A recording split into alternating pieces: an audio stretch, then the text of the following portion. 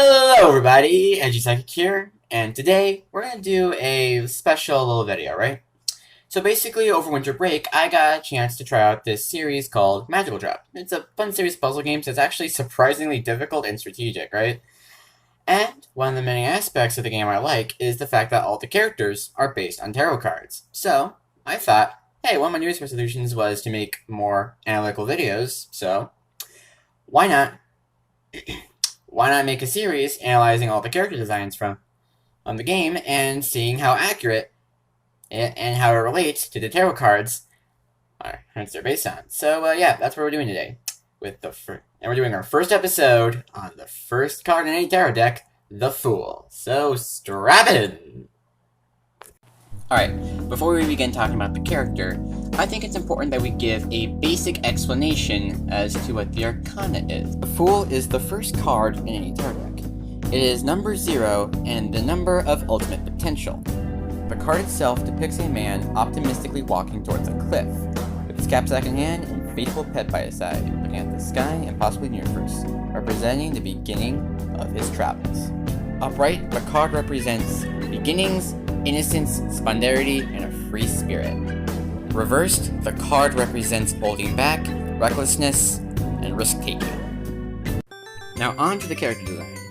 The Fool in the first game had a jester-esque design, which is fitting because jesters were entertainers to the king in the medieval era.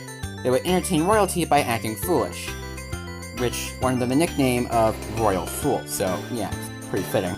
Another interesting detail is that the jester in the first game is usually seen holding a flower, this particular flower being a daisy, which represents innocence, transformation, new beginnings, childbirth, chastity, and cheerfulness.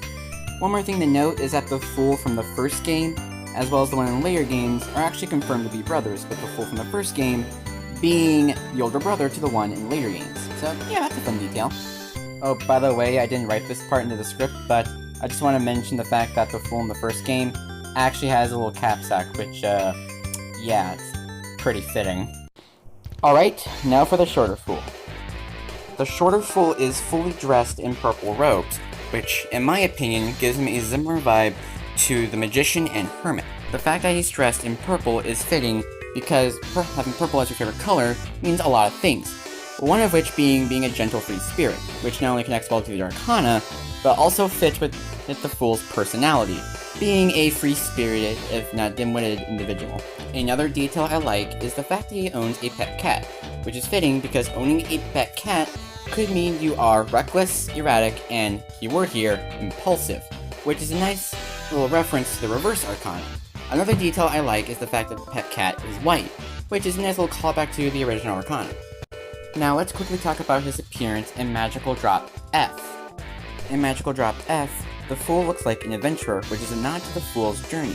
Basically one's journey through life where they transition from the Fool to their birth Arcana. Also, in Magical Drop F, every character has a unique item which changes the course of the battle. The Fool's item being the magic bag, which copies the opponent's item, being another nod to the Fool's journey. And that's gonna do it for today's episode of Magical Drop Analysis. Did you enjoy the video? If you did, please like and subscribe. Also, is there anything I got wrong or anything I could prove on? If you found any of those two things, please leave it in the comment section below. I would love your feedback. Also, one more thing. The next episode we're going to be doing is The Lovers. Just want to get that out there. Alright.